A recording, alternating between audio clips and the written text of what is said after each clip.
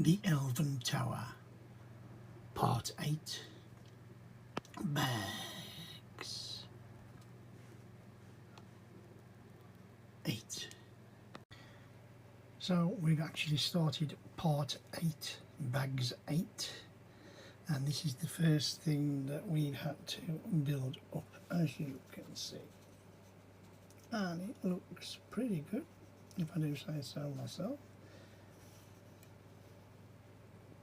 Building up each of these sections, and then you just fit them together with the little axle rods, you know, the square plastic white X rods.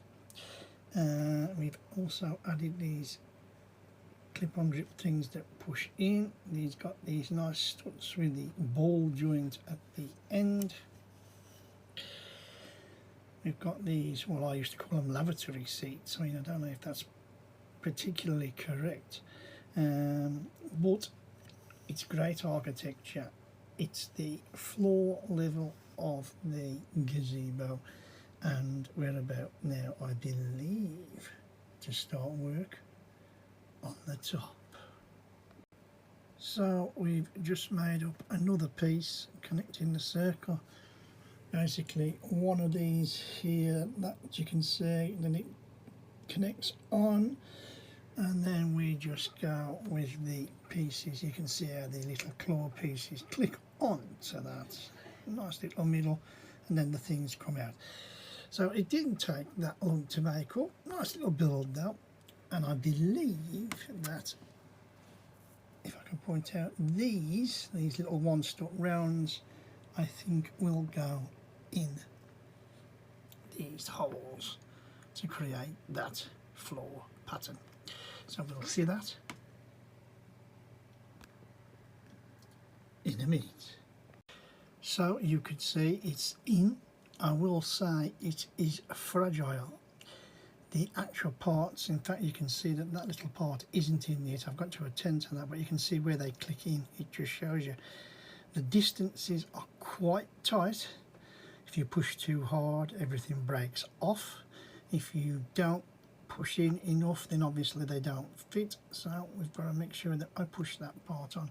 But it looks very, very nice, and it'll be interesting to see with the dome on top. So we've just made up our next little section. You can see the decoration of what the little white cherries, as I call them.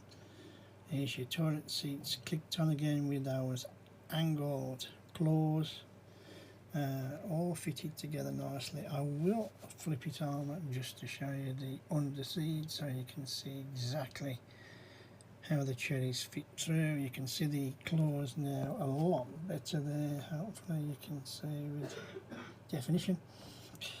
And then that, I think, fits into the hole there, so it'll be interesting to see what it looks like.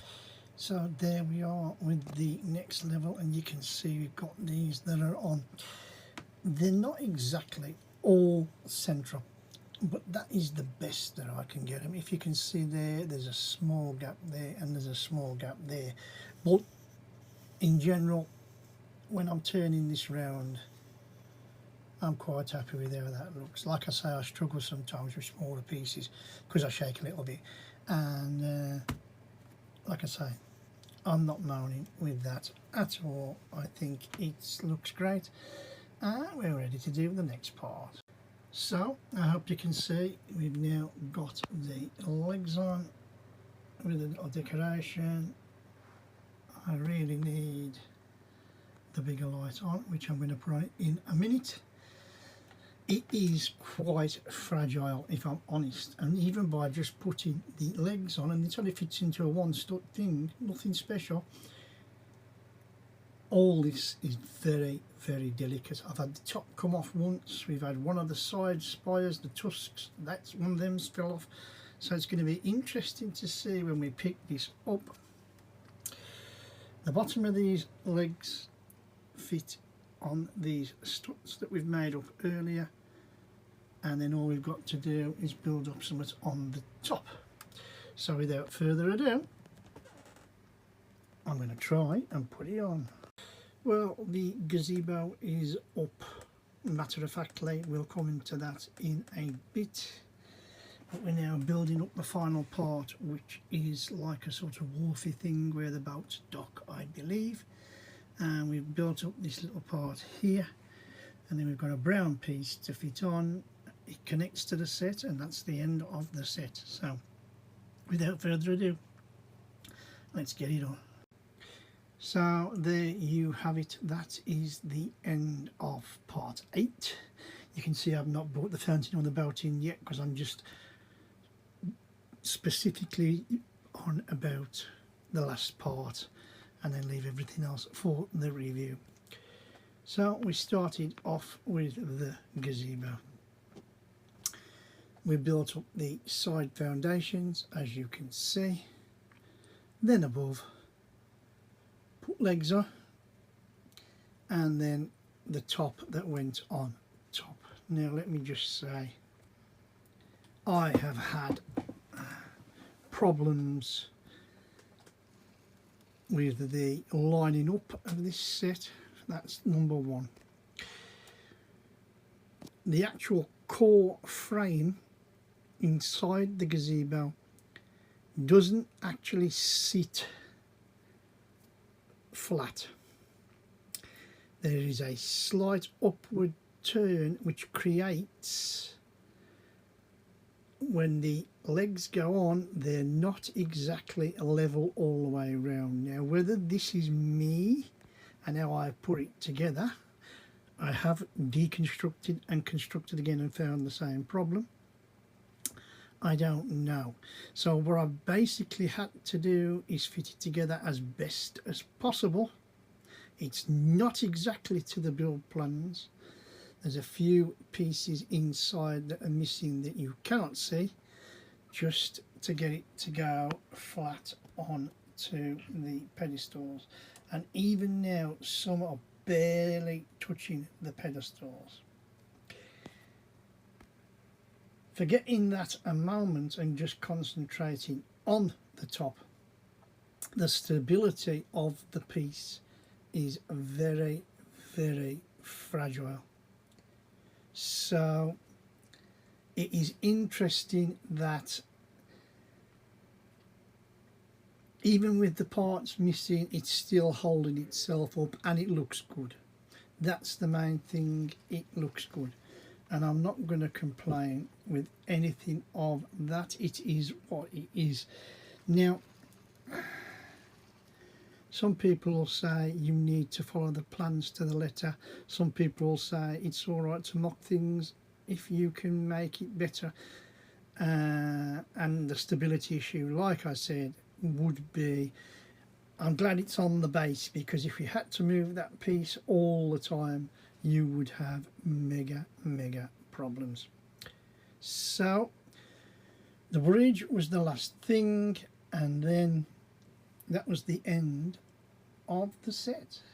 So just a quick recap. As I said, after the bandstand came the bridge, as I mentioned just before, and here is the bridge up close. Just a little build. We made up this rocky section here. Bridge just goes over, and it only connects to one stud. There you go. Don't get me wrong, as long as there's a foundation, the floor here, no problems with it, it's not going to fall off.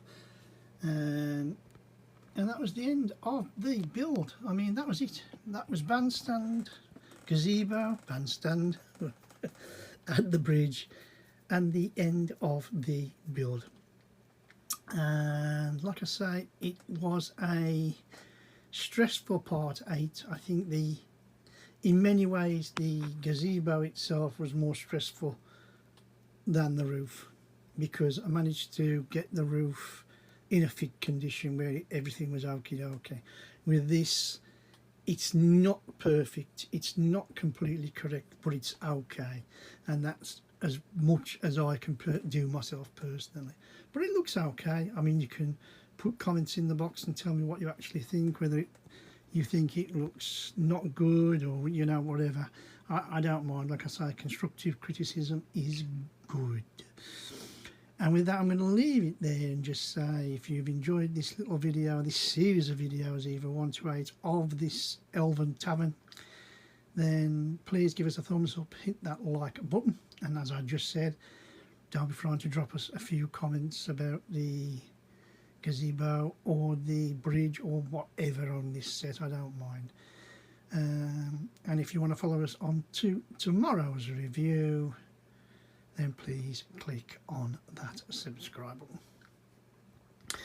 And the normal really here, what I say every single day really, no matter what it is, anybody who is still here, anybody who's watched this far, or anybody who's just watched it all, thanks very, very much for spending your time watching my videos. I hope that they are helping you and you're enjoying the videos. At least you can see up close what these sets are like, and then you can make the decision yourself as to whether to buy or not to buy, as I say. So thanks once again, and you know what I'm going to say right at the end, as I do mostly every end. My name's Kev, I am Square Ghost, and I'll see you all on the flip side.